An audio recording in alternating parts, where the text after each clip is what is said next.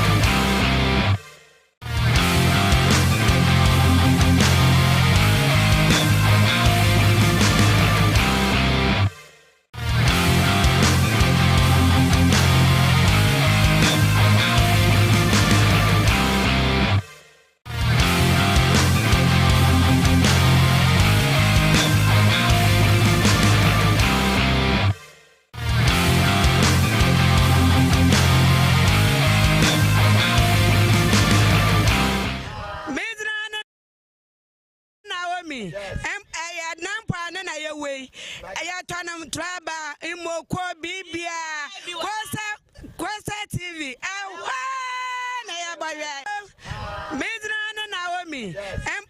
Nampa na way. Ayatanam Traba, Imoko Bibia, Kwasa TV, Midran Naomi, Yama Chamazi, Miss No, Mawada Kete, no. So when Mitramia, Yawazi, the Dobi, Yano Quadema, Yabueda, Chela, Kwasa TV, and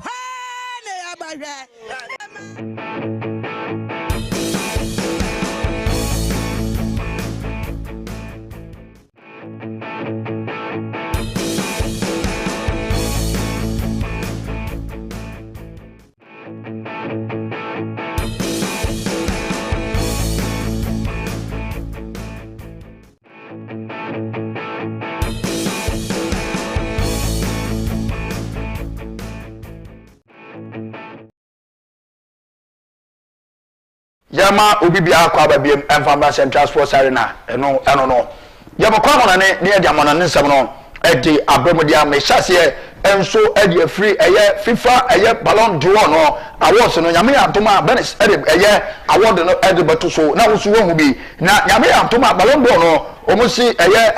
on the 7th of August, Anomubaya nominee, and so Ordomana nominee, Omuya, no Muya, a year full ceremony, no. And so at the key a year over Yami September 22nd now also a award no and so only a winner on also ebe winning Kylian Mbappe Lamine Yamal Rafinha Muyina and so Edini Yabashe so mudi and so about the final trainer yade and one some and so Eddie Ebrabo and so Ewa Hanoma yade and one some and so Eddie Ebana Galatasaray for na so na Madrid na fa a year Leroy Sani Fanama and Anna Brandt and completely move to a Galatasaray Sports Colombo. Now a free agent. Anna Brandt and Eco Piemona and an announcement in the Betoga. Sir Brandt signed 3 years contract and so Eddie Momo. Now a Brandt about the final game. Edama by Monique, our FIFA Club World Cup to work completely move on. We're back to a year Bobo quality and so anybody Monique were 2 or more and so US out no more for FIFA Club World Cup. I am at my Sunday and also a Barcelona and also some Kakra and also for Bana Andra a year Wabra a year Leroy Sani Eco Piemo taking on a year Galatasaray supporters and so Fireflex Wabra Leroy Sani at a year. Kama na oko na yaboshe video no ekwan a ofo so a no otika nim ana supporters ni gina street na omaso Fireflex ano mo de etwen eboje no so enso ewo eye Turkey ekrum ho yemhwe eye ekwan mo fa so a omu wo kama no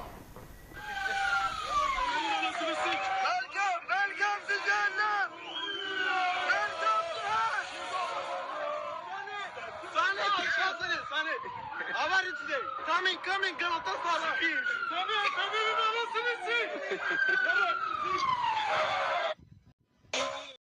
Oh, and some Kakra no so e so e wo take wa bra Leroy Sani enso elande ye na ye bra ye no ana plenty no enso e de ne farewell e video e de ma Bayern Munich supporters no enti ye kohwe bo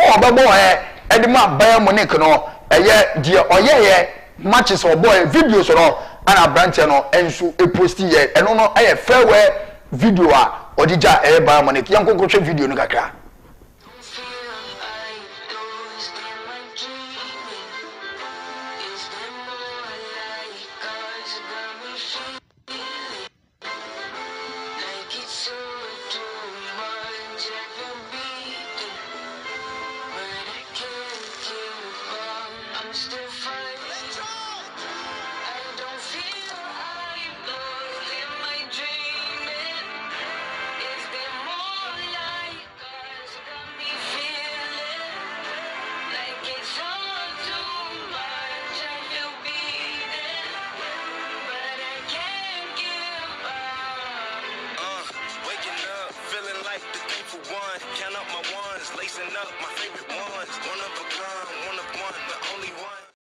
ɛno ɛne nsɛm kakra ɛno nso ɛkɔ so ɛnso ɛwɔ aberanteɛ a ne din de Leroy Sane ne fɛwɛ video no a ɛno nso ɛkɔ so famfa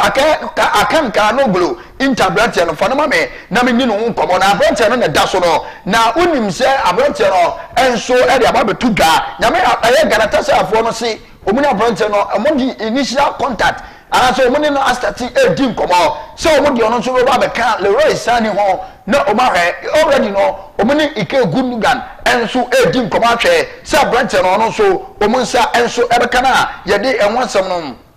enso ɛde ɛma mo enso ɛhɔ no ma yɛde ɛho asɛm no ɛba na ɛnra mebɛka kyerɛ mo sɛ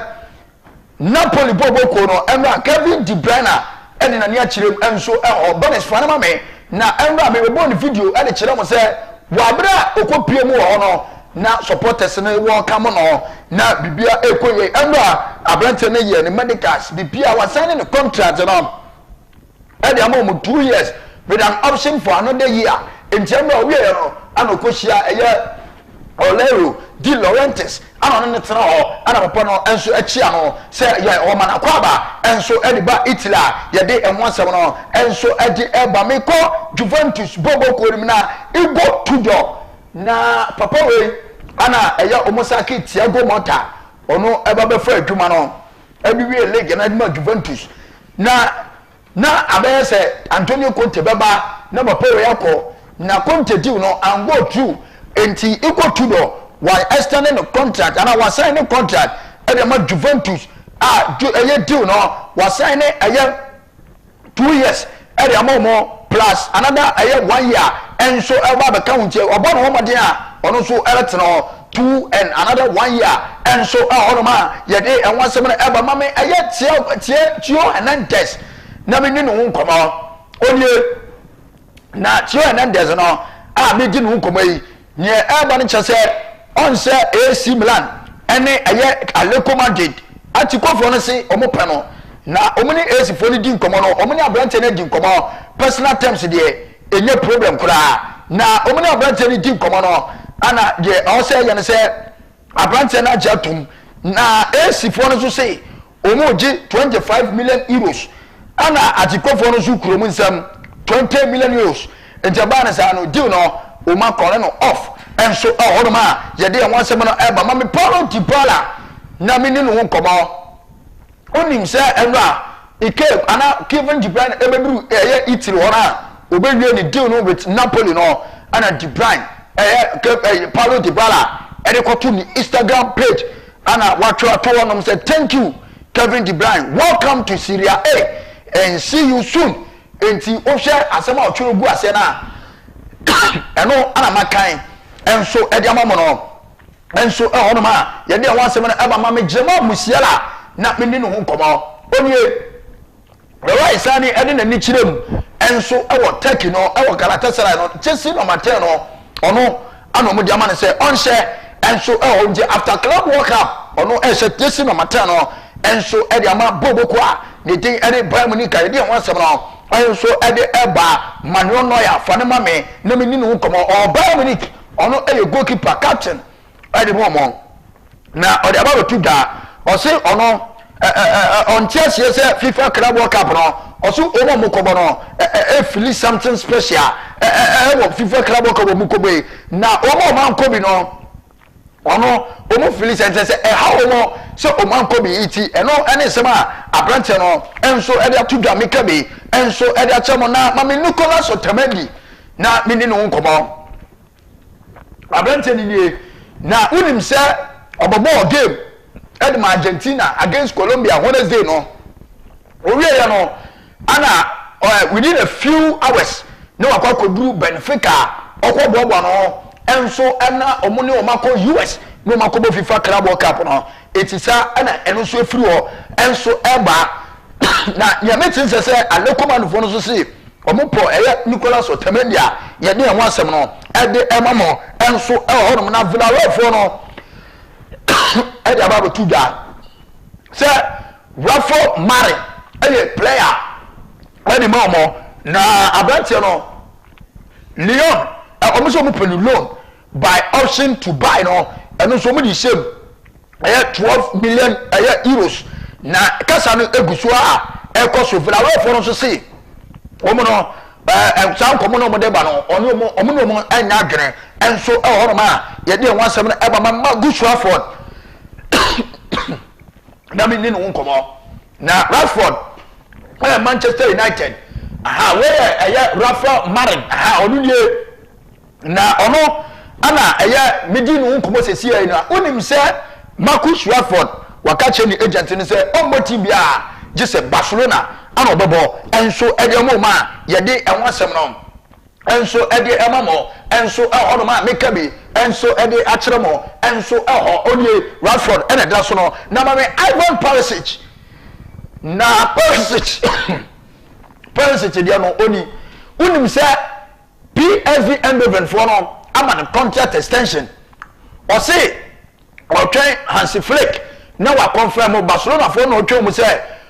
o mo baji atum ansana obekwa wakọ so manya ntuma obest nti PSV for no o mo twentwan so enso emfama no mami Vinicius ni IG enda after say Vinicius Trent Alexander-Arnold o mo confirm no Arnold beto na IG ana o work am no kama watworo e de ato mami next one no David Beckham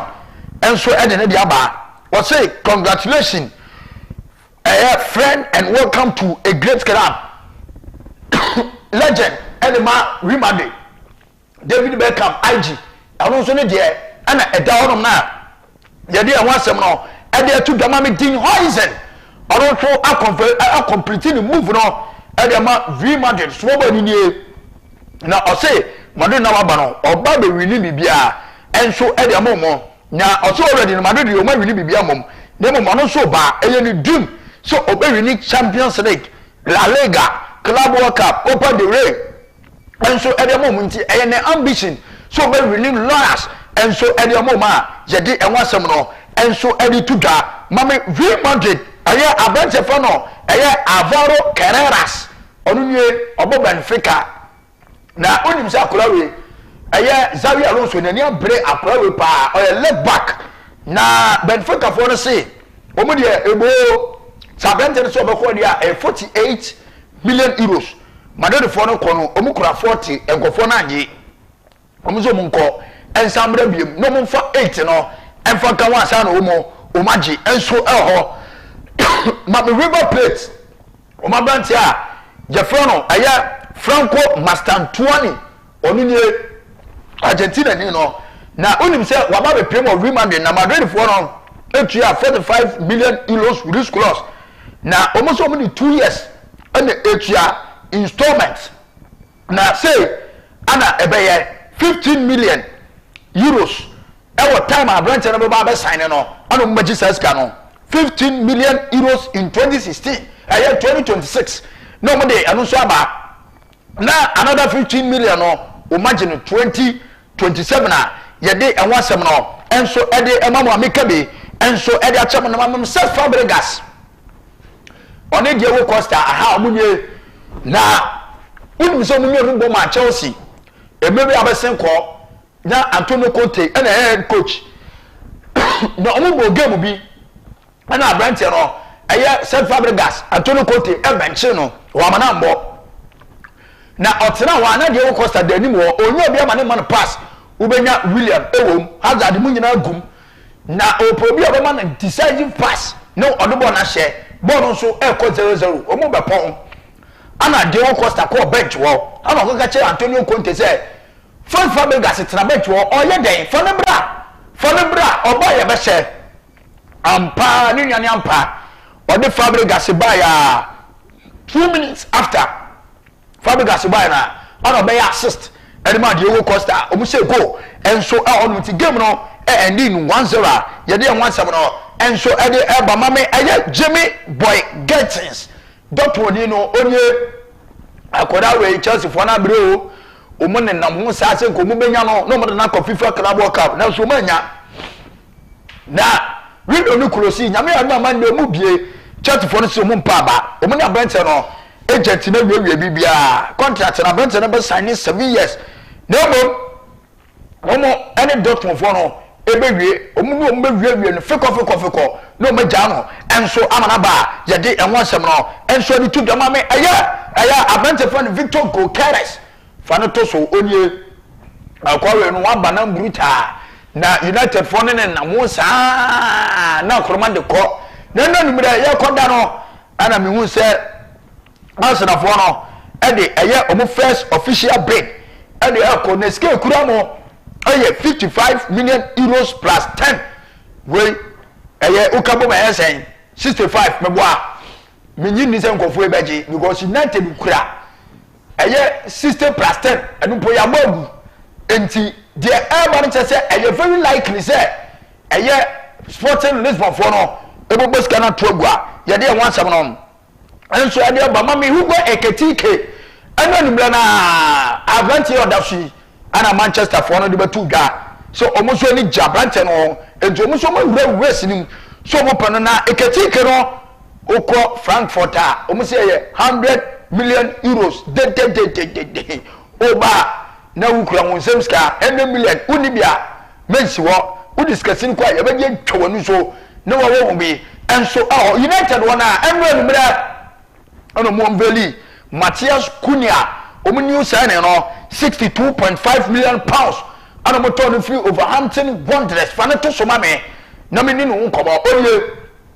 na akura no Brazil ni onu bobo pa na board ye onimbo na obey se abefa ana emfa ye de ye hwe ye wa ha na bante na kasa manenda so wo de fa na speech anu mame na ose ever since osisu no ya akura no ono Brazil ono he Premier League na Premier League no he o TV so ne grandmother dem ne mame ne nana ba ne dem ho na Manchester aye ni favorite English teamer na eye ni dream so obehye mu Jesse dache nache ana no ene omuso enso abefo ni tisa ana Brentford no enso eka mame aye Woody Johnson papa we oye New York Jets owner onye na ebani skapa skade ebi wono ho skade ebi hye no ho na nyametin che se ose ofa 190 million pounds edema John Testos Crystal Palace owner no na eye wato eye stake eye wato eye Crystal Palace shares dibi enso ewo na papa no wan han no enso egakra enso ahorum na anopoya ene beto ja se Chelsea for no akọ Benfica fomo eye different anu mame Thomas Arayo fanoto so onye or 23 years Portugal ni na nyameti nya se Chelsea for no say omo pe no na eye Benfica for no say obo ye ni problem na mum eye ska eda no so eye ni Willis clause no eye 80 million euros different anu boye din say enti sa enso ana kakra enso efiri ho enso emama eba na mama Julio eye ensiso right ni no onye na akoda no jamechin je say oni protocol no arechi agreement personal terms o mawie na emom aka eye Brighton ene eye protocol no so obobeji nkoma no ma agree fee after FIFA Carabao Cup no na Brighton no enso edi nani akire mu ho a ye de wansem no eba mama Trent Alexander-Arnold baduru na so Real Madrid wona madure Spain ana meko na manenda so o say ana mu bisa ze aya Vinicius ene Mbappe ana onu mu be ya dum ono so omu no mu ya world class players na ono mu be build aya great chemistry ewo team no ono oso be mu mienu many assist say no de masala na e masala ji go ke no sa ana de be ye omo enti omu ntam chuku owe no say engofo ka say ai Jubela ana bo ma sa di we ego tu no so wan engofo ke ka dia eno de anya nukuro na Jubela ni di no ade ba Real Madrid ono po ni mu he na eye Real Madrid for no ene ne kasaye omo itself omo ne kasaye nti asebia no enye Jubela ene make sa di no enso edema no na yenko ne nsem no so na endo a ono nsem twofo di nkomo ono say ono are very proud or excited so ordinary women dey ni dream say ordinary na sa day we no wa chen ache aye very very long time say ordinary women dey yenko na yɛnkɔtie Jude but Trent Alexander-Arnold ne nsɛm a ɛno a ɔkaeɛ sɛ ɛyɛ saa game no watwɛn nso akyɛ yɛnkɔ na yɛntie no. A day that I've been waiting for a long time now. Very excited, very happy, very proud to be here. Yeah, it's a dream to be here. But you know, there's still a lot of hard work to do, and I'm excited to get started straight away. It's an exciting time for me.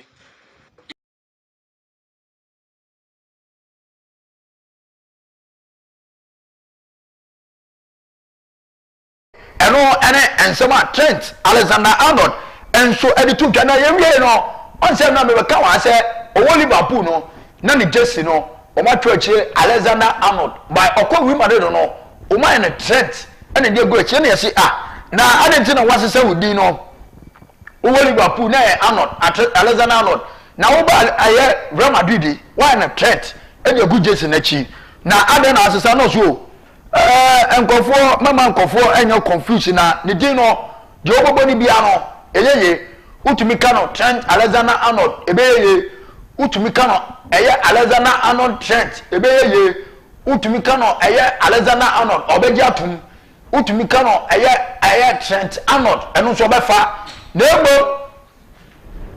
ɔno a ɛna etusi sɛ ɔde Trent no ɛde gu akyire etimema ne nyankofo den na ne din no ɛyɛ simple yenti sɛm a Trent Alexander-Arnold ɛkai. For that, to be honest, I've always found when I travel to Europe, the whole name situation confuses a lot of people. As there being three names and a double-barreled and Alexander-Arnold, people call me Arnold, people call me Alexander, people call me Alex, people call me Trent. There's a lot that goes on, so I just thought, let's make it simple, let's make it easy. Trent on the back, be known as Trent. That's my name, so that's what I guess people will call me. Trent Alexander-Arnold ɛde to dwa na wia ne bisa ne sɛ na wo decision sɛ wo free Liverpool no adwe no so ɔno da bia no ɛyɛ ne sɛ ɔno Liverpool deɛ na obɛfiri wa ne saa na ɔno no dachi bi ɔbɛsan nso aba Liverpool enti ɔno Madrid no kɔ no adwene na dachi bia no ɔbɛsan aba Liverpool yɛnti sɛm a Trent Alexander-Arnold ɛkan. I'll say for a long time, to be honest. I think. Mucho tiempo, la verdad. I remember David Beckham playing there. Recuerdo que David Beckham jugó A massive thing. y que eso fue algo enorme. I also then remember, Cristiano. Recuerdo también a Cristiano cuando se unió he was welcomed at the club. y la forma en la que se le dio la bienvenida That al was club, different to anything I'd ever seen que eso fue before, so, diferente a cualquier cosa que yo hubiera visto antes y también seguía siendo joven entonces. Probably the best player in the world at the Pero ver time. probablemente el mejor jugador del mundo en aquel momento, unirse a un club como él lo hizo y tener el éxito que tuvo y la cantidad de títulos que consiguieron y el éxito que tuvieron, esto realmente fue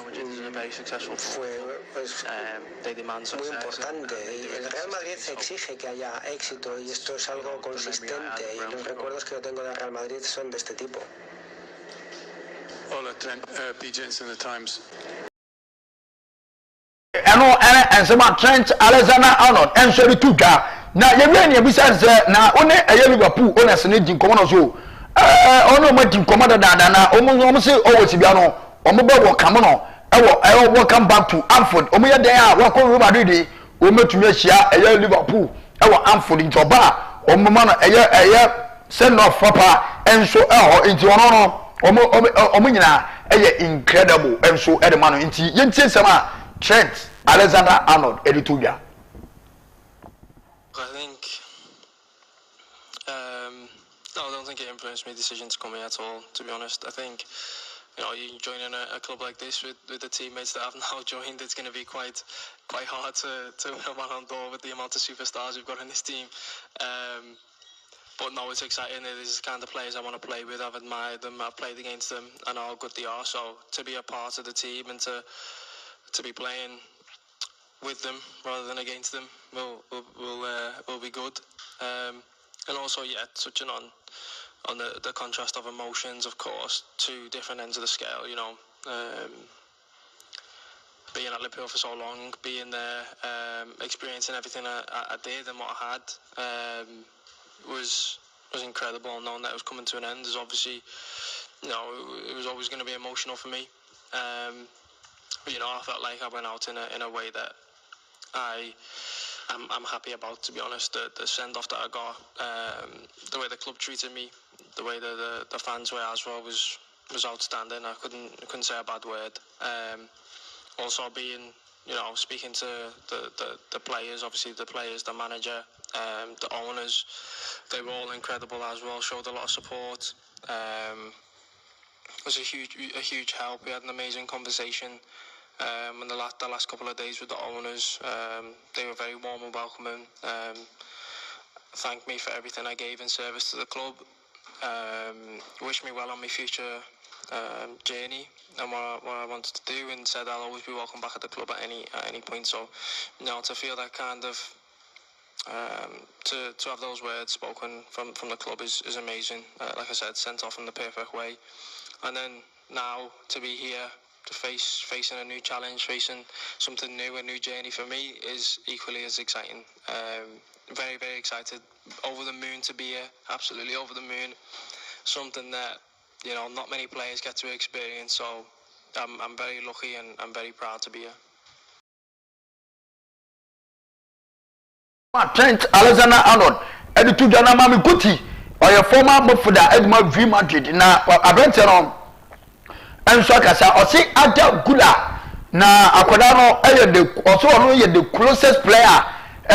V. Madrid team nim, na Onono, or Pisa Aquadano, ever better, and so Ediason on or say Aquadano, about the qualities, sound so Anna, ne talent. Ene one that's no the final pass ana ni goals eti ono abrante no o pise abrante no be ye better e dey say onu guti no we no say Xabi Alonso mo no anda so na o say Alonso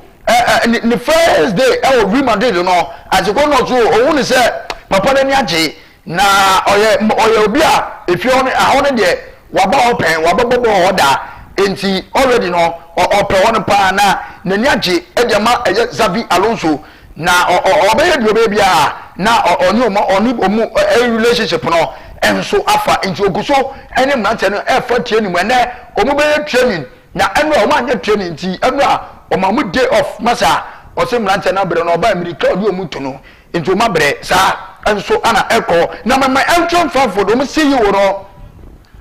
ya fa no aye Marcus aye Kroshi na siwe ona da so no wo he nanima oba record pa na o se ye bisa de se ugo eketike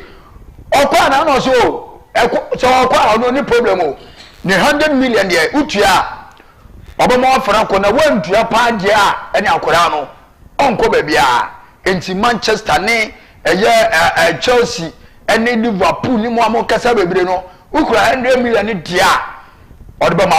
on fan bonabo odeba de enso ebo mo idea wansem na eba ma Real Madrid na omo anya official partnership with Louis Vuitton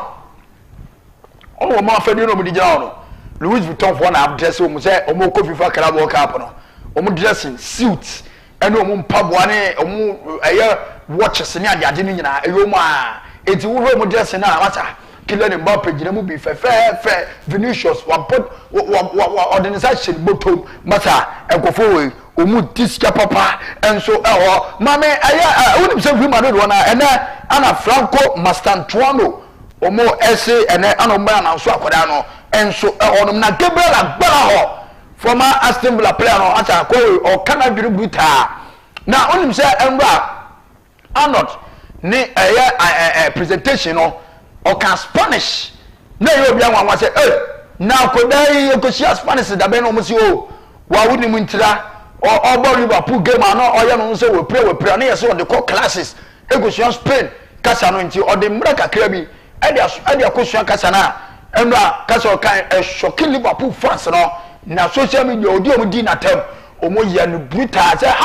na ko we sa wadada yai ana aye Spanish kasa okosua de da ben ana we yo waya na masa we to ayampe ana we ni tikojo obi aka na dwene ana gbara ho se masa Liverpool for no munyansam fu na mudi no na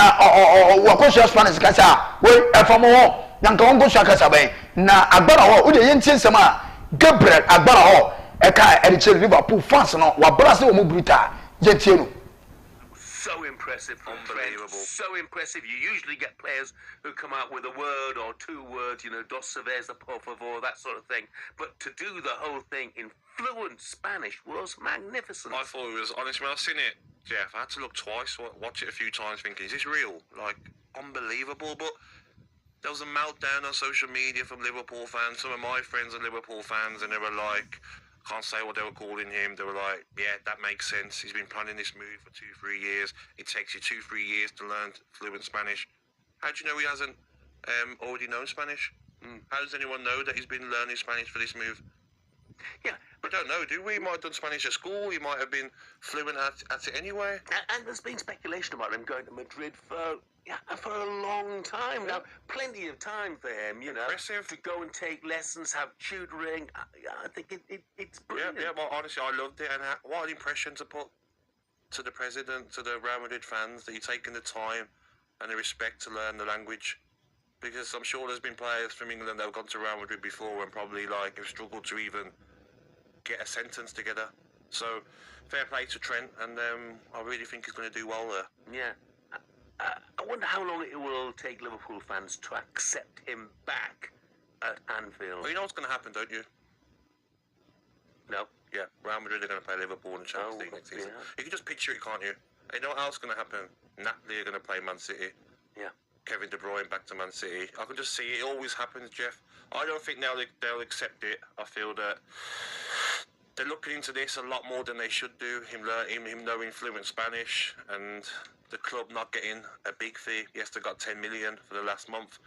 So I don't think they will forgive him. But like he said in his interview yesterday, he spoke to the owners. He's welcome back at Liverpool whenever he likes. So I'm sure there'll be some. We and some Gabriel Agbara I got to Talk Force and okay, and so our Manchester City and a player member studio no Omako drew a US. Omukobobo mo FIFA Club World Cup no na omusie fi play mu no na Pep Guardiola oboni kiki masa ana osi from na players ni nyina enso eba Erling Haaland omu nyina enso ekopi mo Tijani Rangers mu nyina eba yehwe omo arrival no e wo US wonum kakra.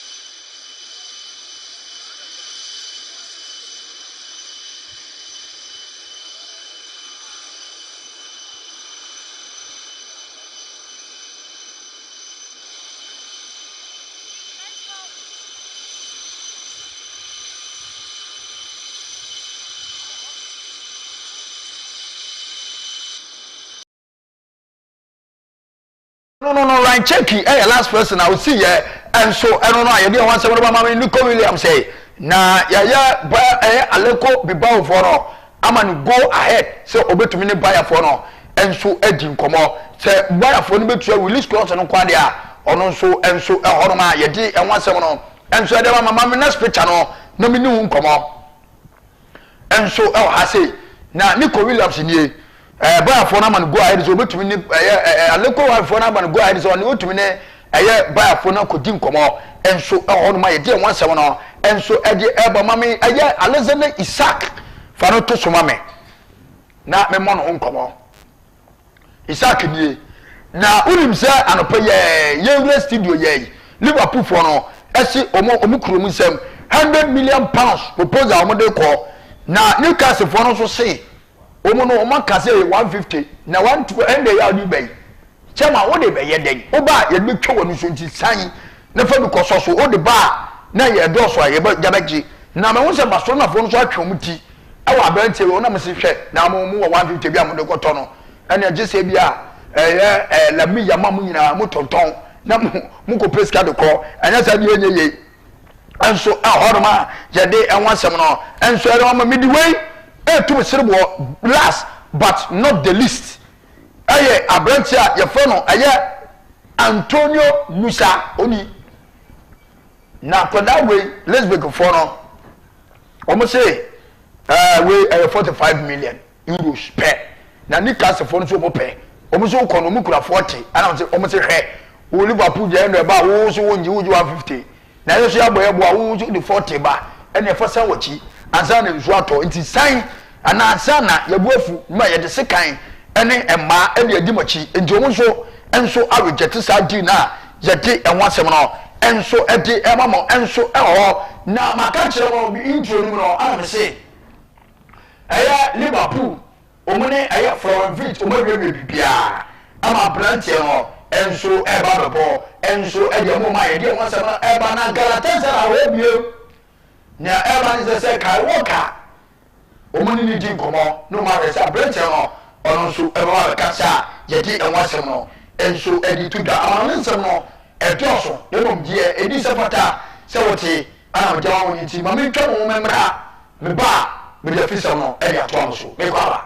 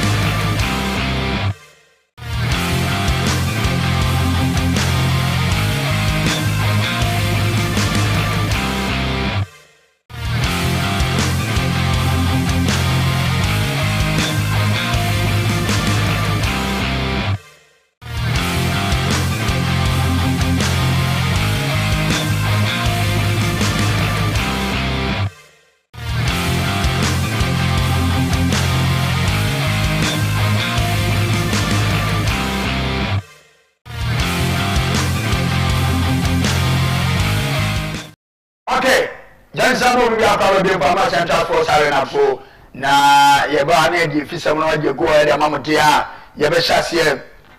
anso e de free eye NTNFA Cup final no na onda ana breakfast o mbedi match no edi ebeto bia benes fo muto so mamena mindi o mu nkomo anso e wa ha na referee no ene nyame anu Sunday e University of Ghana Stadium Legon na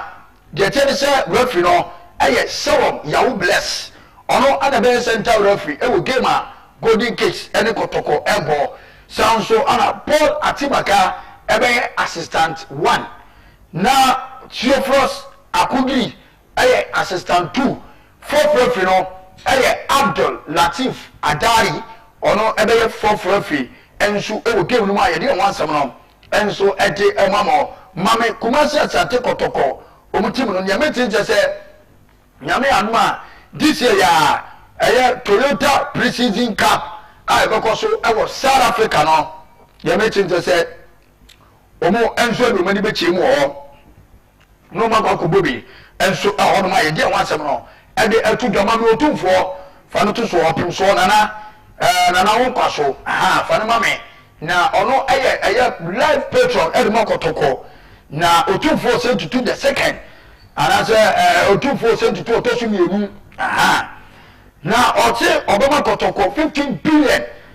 old Ghana cedis no me player recruitment ahead of omunya name anuma next season 2025-2026 season and so ono ma ide wan sama na na division 1 coronation match e be koso e wo Shedro stadium eye Shedro All Blacks ana eye soccer intellectuals na eno ana Kennedy Akomprako e Japan honorable former MP ewo Asin South na wakaza kakira o say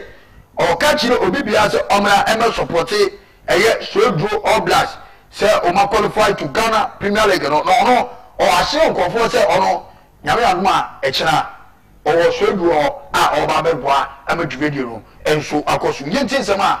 eye honorable Kennedy Akomprako e Japan e kan And Mom Matthias, they say Sweden All Blacks and so qualify a co-premier league. Where the central region, yeah, dear Bakope. If referee Dominion was central region, say, we support to Sweden All Blacks. A old team, a co-relegation for so many years. A better new management, you know, I see. Sending what year,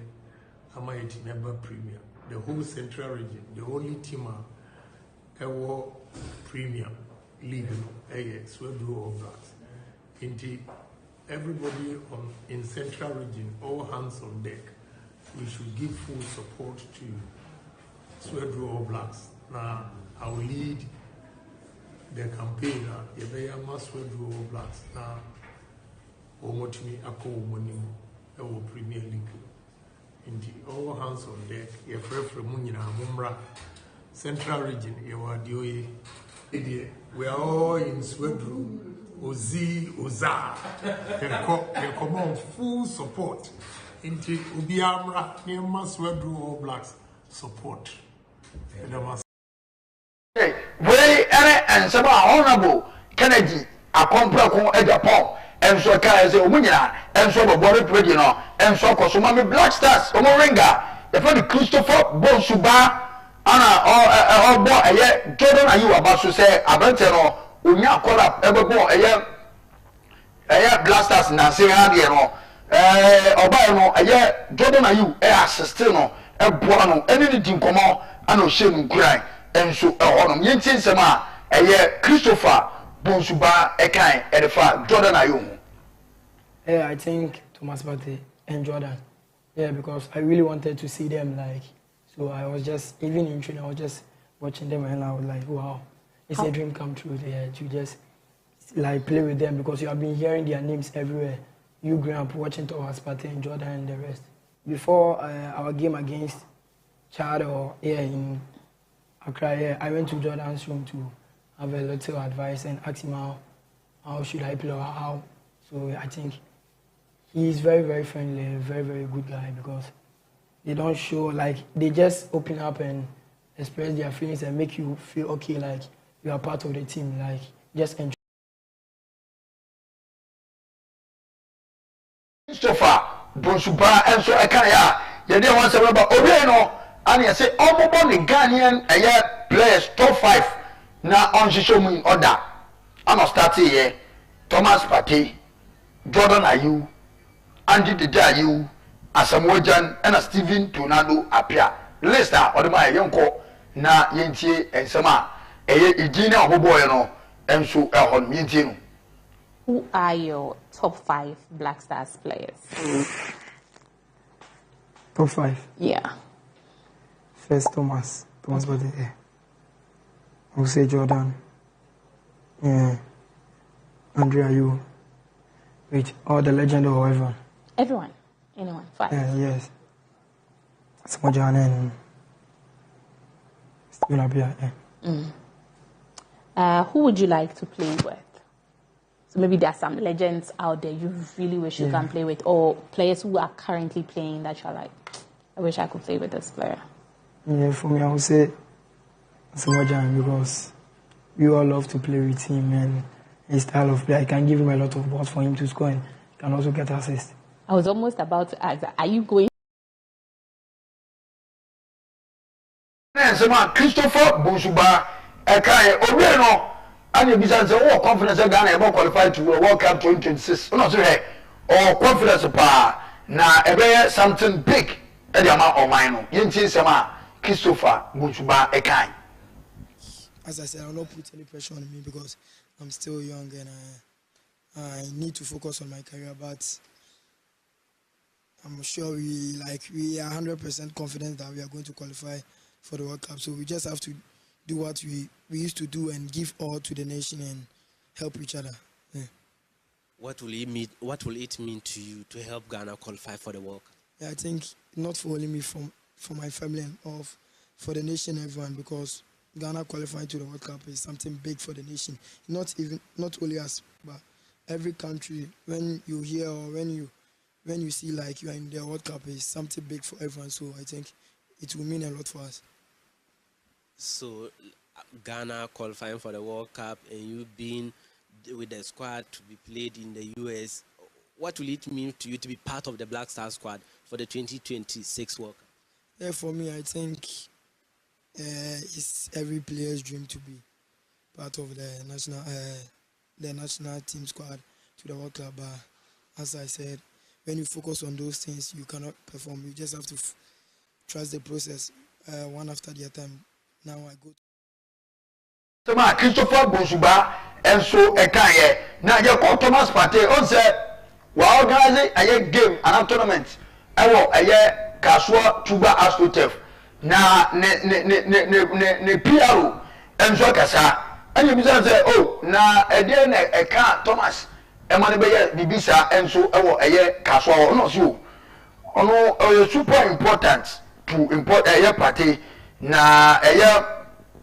Because say ono no eye ne motherland ata say mother Ghana nti na ono kra no we nya opportunity bi say amfa mo wabe osi so it is a opportunity na ba na oye bi say dia ma enkra ne dia oh ye mo na ba so nti se ma eye semwo zika enso ekai enfa party no ho. It's super important to Thomas because he wants to give back to mother Ghana. You know, Thomas has been a great beneficiary of local football, rose through the ranks from the dusty pitches of Ghana to the topmost, pitches in the world, and wants to give back to the upcoming generation. Back then, he didn't have such an opportunity. Most of his colleagues didn't get this opportunity, and he is giving this back to the people just to make sure that they have a crack at professional football sometime to come. It doesn't come every time of the year. This is something that is annual. Looking forward to make it a regular thing. So this is a good initiative from Thomas, and it has come to stay. Thomas is passionate about the game, passionate about the motherland. He wants to give back to Ghana, and this is. We and some someone ziga and so a casa and fire Thomas Partey tournament and I'm so I say and so you really partner in Como Bizan say Thomas say na Arsenal and Real Madrid the Champions League. Who is also say boy it Real Madrid a normal game and a normal game and my Arsenal. You think Thomas Partey a kind. I learned that from I think the last season in Atletico, because the coach came to me and he said, the team needs you, but you don't need to be, one of the best on the pitch. I wouldn't say, because Madrid is one of the best teams in the world, so winning against them adds a plus to it, but there were a couple of games that I think we played amazing. For example, against City, Chelsea, you can count a lot of games. And it was much higher intensity than when we played Madrid, but because Madrid is, the champions and they've won a lot of, and the quality they have and then the kind of fan base and the team that is, it makes it look more bigger. But as a player, I feel like it's just one of the normal games we play.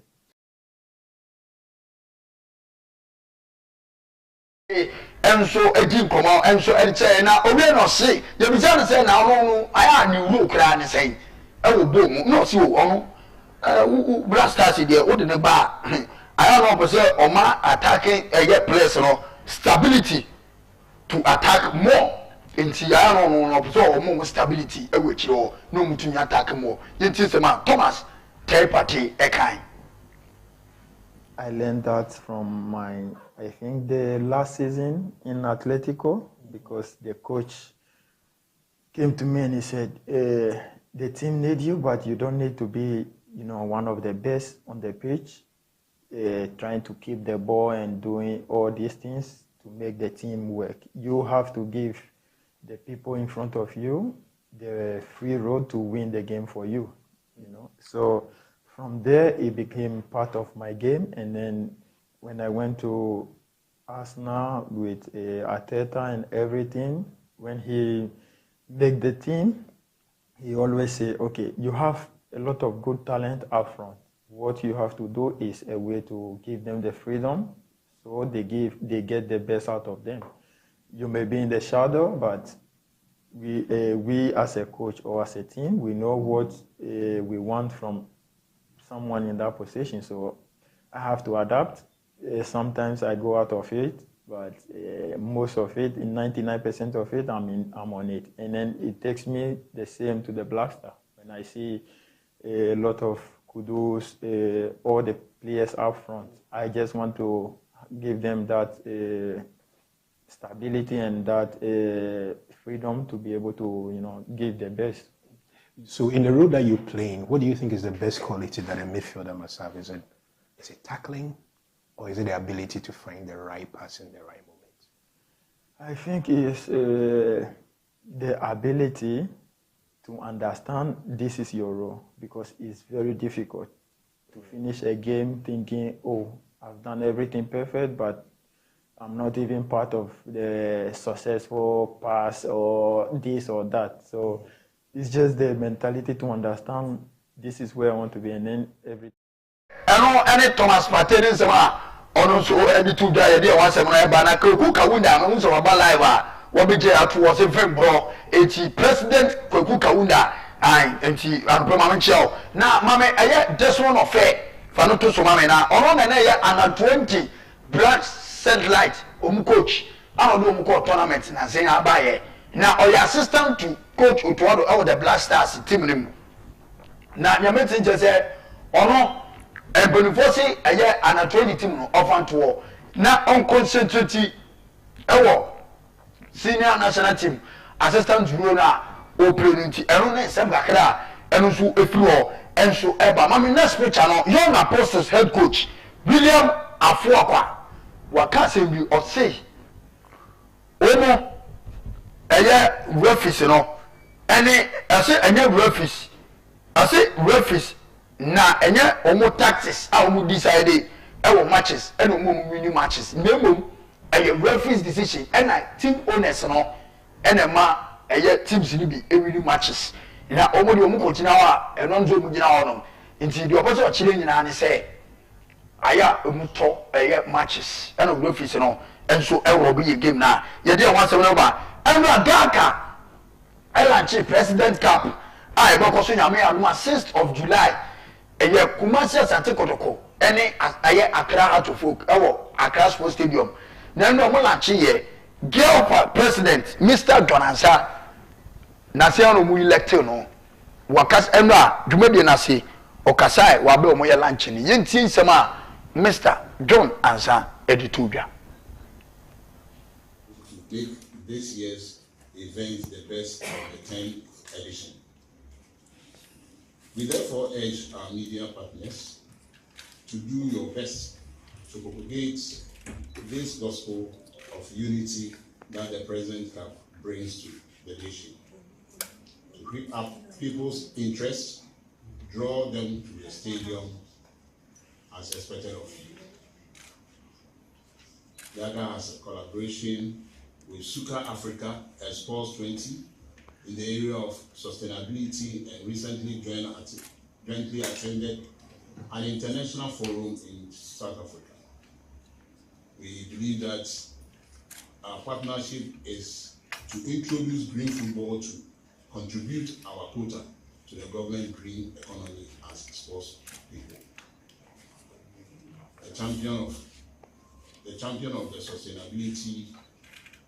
project is here to throw more light to it. I wish to conclude by thanking all present for bringing part of this prestigious present ceremony. I wish all of you a good afternoon.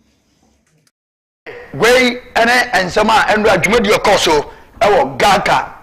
lunch Nasino, Mr. Jonansa. Ekasai at the far one didn't come out. Yametin crutches a free gate and match in Dura, baby, and so a day atuma, ye day and one seminum, and so a day a bar. Now, and that friendly game, I am fucking see Abacoso and so a honor, we know ɛyɛ young red bull ɛne abra young pioneer ana airport nyame adum ene 3 o'clock ɛwɔ Academy of Christ the King School Park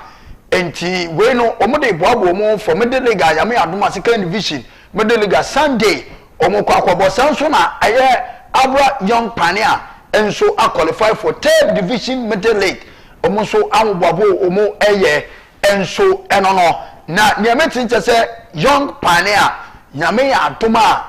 next week se nyame nkunya na bibia nsi a omo ekọ eye tour pre-season tour and as a preparation eye tour ewo dwukwa yes na omo akwakobo mo for 3 days enso na nu sema mede mamo enawie ana eye Genesis Isaman United enawie ya omo enso ekọ eye Kasua Tuba Astotef ana eye Central Regional Middle League no enso ebekoso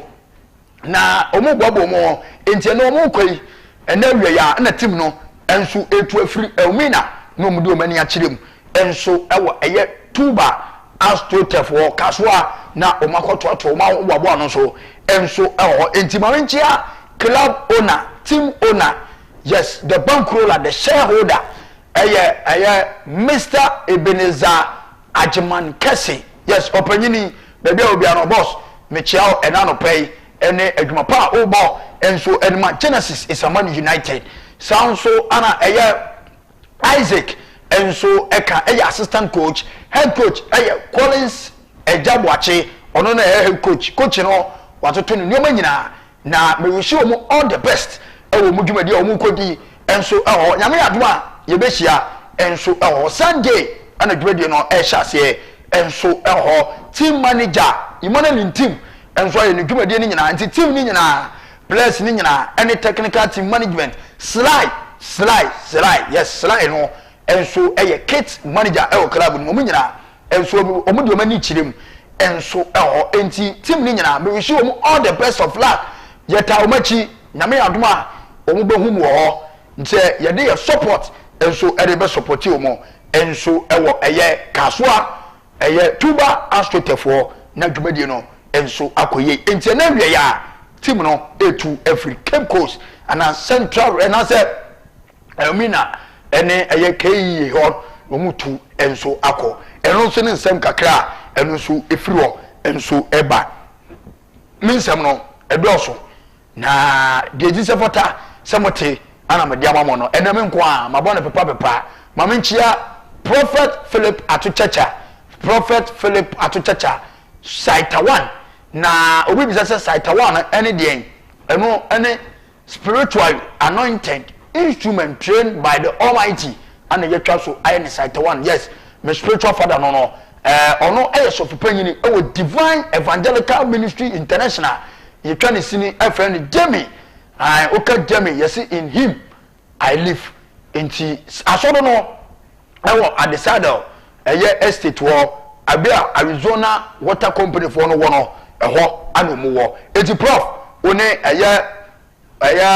Reverend Augustine Teria sofoketwa no ana Uncle Bob Stevens enso ana asodo no koso ono ana MC ewo asoro ene Demi asoro members ni nyina divine members ni nyina mechia obia ene anopenti prof bebi obia no na minshira na onye okese na onka ho bebi obeko bia no oma ahoden ne mra na etumi faye awade adwuma no na bibia so enkoye dodu sabehwom bia so no enye nhira enso enfamanti eno no bidi AC Francis ejina echire camera nachi ana ye koye ama wohum anim kama enso Benes ede yeko Facebook live YouTube ni nyina Benes Mr. Omar bin Abdallah Michael ena asoreba Kofi Isuman mu nyina enso eboa Prophet Professor Kwamena Bafoje boss bichiao sanso ana momi yeni ni wofia ha yes Madam Gifty momi no momi anope no good morning enso ediba Central Sports Arena Costa TV enso dwumadi no so ha ana medi dwumadi ni simidin edi Collins Afrane na me aduma Monday bo bete makra mo